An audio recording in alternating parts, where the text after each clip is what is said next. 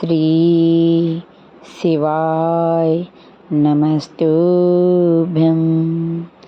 हर हर महादेव। दोस्तों, इस वीडियो में हम आपको बताएंगे कि सूर्य को जल देते समय हाथ कितने ऊपर होने चाहिए और सूर्य को जल देते समय जो शरीर पर छींटे लगते हैं वो शुभ हैं या अशुभ हैं, ये सब आप गुरुजी के मुख से सुनिए।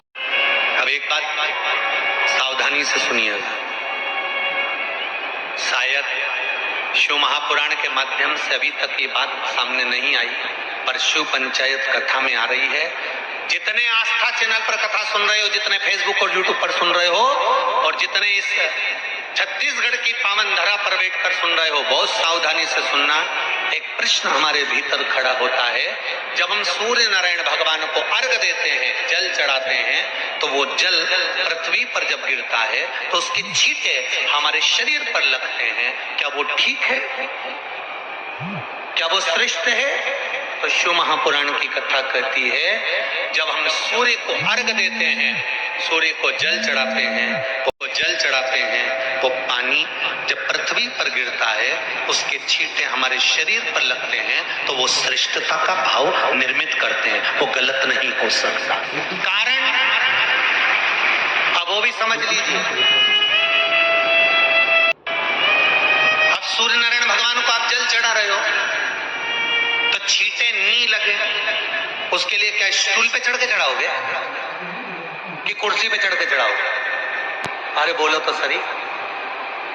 अब कई लोगों के दिमाग में यह बात भरा गई कि हम भगवान को जल चढ़ाते हैं, वो हमारे शरीर में छींटे लगते हैं, जमीन पे से पानी गिरता है, वो हमारे शरीर को छींटे लगते हैं, भगवान को अच्छा नहीं लगता होगा।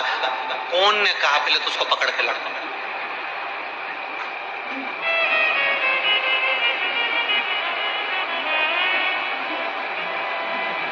क्योंकि मेरे राम जी महाराज, मेरे भगवान कृष्ण, बड़े बड़े संत, साधु, सन्यासी, तपस्वी, साधक, उपासक जितने भी हुए, जिन्होंने सूर्य की आराधना करी, इन्होंने टेबल पे चढ़कर या कुर्सी पे चढ़कर जल नहीं चढ़ाया। इन्होंने पृथ्वी पर खड़े होकर ही, क्योंकि पृथ्वी तत्व के देव हैं शिव। जब हम मृत्यु लोक पर खड़े होकर, पृथ्वी पर खड़े होकर भगवान शंकर का भाग पृथ्वी तत्व को धारण कर कर जल को हाथ में लेकर जब समर्पित करते हैं और जो जल नीचे गिरता है वो शरीर पर अगर लगता है तो हमको उसका आशीर्वाद ही प्राप्त होता है, दोष नहीं लगता।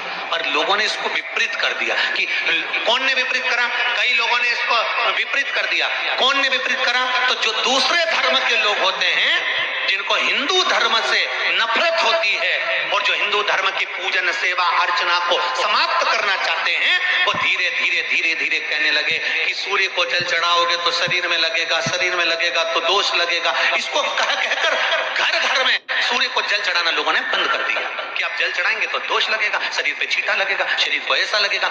ये दोष नहीं है। कितनी सुंदर बात है महाराज। सूर्य नारायण भगवान को जब जल चढ़ाया जाता है, हाथ सिर से 8 इंच की दूरी पर होना चाहिए। जम के बोलिए, सिर से कितना ऊंचा होना चाहिए? 8 इंच ऊपर अपना हाथ होना चाहिए मस्तक से सूर्य को जल चढ़ाते समय। और न चांदी का, न स्टील का, न लोहे का, न प्लास्टिक का, न कांच का, न सोने का कोई बर्तन, न कांसे का, न एल्युमिनियम का, न पीतल का, केवल एक पात्र होना चाहिए, वो है तांबे का। काय का पात्र होना चाहिए? तांबे का पात्र। और सूर्य नारायण भगवान को जब 8 इंच ऊपर तुम्हारा हस्त है और जब हम सूर्य को जल चढ़ा रहे हैं, कैसे जल चढ़ाना है वो भी समझ लीजिए। अगर कोई कैंसर का मरीज है, जिसके चेस्ट में कैंसर आ गया हो, लेफ्ट में, राइट में कहीं पर कैंसर आ गया हो, या कोई गठान आ गई हो, तो महाराज आप जल चढ़ाते समय उस जल की धार को सूर्य भगवान को जब चढ़ा रहे हो तो धार आपकी गठान की ओर जाना चाहिए, जिससे सूर्य की किरण उस जल में से आपके उस स्थान पर पड़े, उस जगह पर पड़े जहां पर गठान है। महाराज आप लगातार जल तो चढ़ाना चालू करो, अच्छे अच्छे डॉक्टर फेल हो जाएंगे और कह देंगे गठान ठीक हो। आपका लीवर और किडनी गड़बड़ कर रहा है, आप प्रतिदिन आपका स्वास्थ्य गड़बड़ रहता है, आप प्रतिदिन ये ज्योतिष शास्त्र के अंतर्गत, रत्न शास्त्र के अंतर्गत, ये रत्न शास्त्र, ज्योतिष शास्त्र, रंग शास्त्र जो हमारे यहाँ है, रंगों के हिसाब से ये जितने रत्न होते हैं, माणिक हुआ, सोना, मोती हुआ, नीलम हुआ, मूंगा हुआ, पुखराज हुआ, ये क्यों कहते हैं ये पीला है, ये सफेद है, ये नीला है, ये लाल है, इसको शरीर में क्यों पहनाते हैं? उसका कारण होता है जब शरीर में पहनते हैं सूर्य की किरण हमारे शरीर पर वो कलर, उस कलर को शरीर पर लगता है, और शरीर पर लगता है तो हमारा शरीर धीरे धीरे, हमारी जो इंद्रियां हैं वो सही होने लगती है, काम सही होने लगता है। तो आप कहते हो ना साहब, मैं कौन सा नख पहनूं, मैं कौन सा मोती पहनूं, मैं कौन सा पुखराज पहनूं, मैं कौन सा नीलम पहनूं, वो ज्योतिष शास्त्र के अंतर्गत, रत्न शास्त्र के अंतर्गत जितने रत्न हम पहनते हैं, ये केवल उस किरण के लिए ही तो पहनते हैं कि जो सूर्य की किरण मिले, उस किरण का प्रभाव हमारे शरीर पर पड़े। तो इन सबसे अच्छा है कि सुबह शंकर भगवान का नाम लो, तांबा का लोटा में जल भरो, 8 इंच ऊपर। It all started from here. साधारण नहीं, जो जल तुम चढ़ा रहे हो, वो जल की जो धार आ रही है, उसमें सूर्य का दर्शन होना चाहिए, तो कैंसर की बीमारी कभी नहीं हो सकती। लीवर, किडनी, हार्ट, आपके हार्ट में अगर तकलीफ है, डॉक्टर ने कह दिया कि इसमें नस चौक है, आपको कहीं ना कहीं छल्ला डलेगा, आपको कह दिया इसमें कुछ ना कुछ प्रॉब्लम आ रही है, आप सूर्य को अर्घ देना चालू कर दो, सूर्य को जल चढ़ाना चालू कर दीजिए। आप सूर्य को जल चढ़ाओ, वो जल की जो तरंग आ रही है, वो जल जो निकल कर जा रहा है, उसकी जो किरण आपके हृदय पर, आपकी छाती पर पड़ रही है, नाड़ियों में पड़ रही है, नसों में पड़ रही है, उसका बल देखो तो शरीर 1 महीना लगातार चढ़ाओ, तो 15 दिन 20 दिन कर तो देखो। क्यों राम जी महाराज जल चढ़ाते थे, क्यों भगवान कृष्ण जल चढ़ाते थे सूर्य को, क्यों दशरथ जी महाराज जल चढ़ाते थे, क्यों कश्यप ऋषि जल चढ़ाते थे सूर्य को, सारे 33 कोटि देवता, सारे ऋषिवर, साधु संत सन्यासी तपस्वी साधक उपासक सब भगवान सूर्य को अर्घ दिया करते थे। क्यों देते?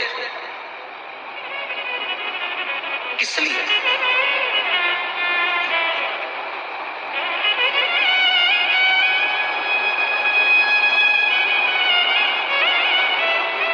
सूर्य नारायण भगवान को जल चढ़ाते समय आपके पंजों की एड़ी ऊंची नहीं होना चाहिए, ध्यान दीजिएगा। आपका पंजा पांव का पूरा की पूरा जमा होना चाहिए भूमि पर। हाथ कितने इंच ऊपर? 8 इंच ऊपर होना चाहिए। जल जो गिरे, सूर्य की किरण, सूर्य का दर्शन उस जल की रोशनी में करना चाहिए। क्या होगा उससे? जिस बच्चे को आंख में चश्मा लगा हो, मोटे से मोटा चश्मा लगा हो, छूट नहीं रहा हो, तो थोड़े दिन उसको सूर्य का अर्घ चढ़वाना चालू कर दो और जल में से सूर्य का दर्शन कराना चालू कर दो।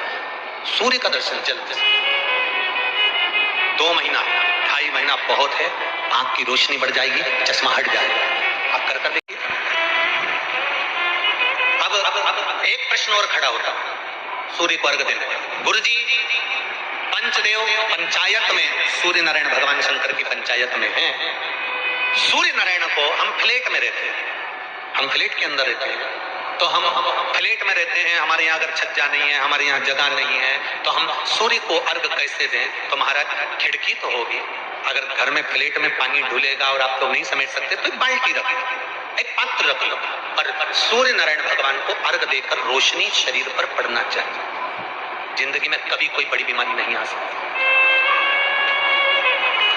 कितने लोग देते हैं सूर्य को अर्घ? हाथ उठाओ। बहुत बढ़िया, बहुत जोरदार। पुरुष लोग भी देते हैं ना, चाहे बच्चे से बच्चा, बच्चों के हाथ में भी एक लोटा पानी पकड़ा। घर में छोटे बच्चे हो ना, उनको तांबे का लोटा दो, पानी दो, जा बाहर खड़े हो जा, एक लोटा पानी चढ़ा के। पहले दिन आप स्वयं बच्चे के साथ बाहर खड़ी हो, ओटले पर, घर के बाहर खड़ी हो, छत पे खड़ी हो या घर के बाहर खड़ी हो, और बच्चे से कह लो, चढ़ा बेटा, देखो ऐसा हाथ 8 इंच ऊपर करिए, तांबे का लोटा लेकर पानी धीरे धीरे डोलना है। जैसे वो स्लो मोशन के सीन नहीं होते नाटक में, ये एकदम धीरे धीरे, बस नहीं तो मालूम पड़े छोरा छोरी एक साथ उंडेल के नहीं। जल चढ़ाते समय उस पानी में किरण पड़ना चाहिए सूर्य की। एक बात और कहना चाहूंगा, अगर आप लोग स्वीकार करेंगे तो, अगर कहीं आपको लगता हो कि बच्चा पढ़ने में कमजोर है, विद्या में कमजोर है, रिजल्ट अच्छा नहीं आ रहा, पढ़ने में कमजोर है, वो पढ़े, अपनी जगह पढ़े, वो कार्य करे, अपनी जगह करे, मेहनत करे, अपनी जगह करे।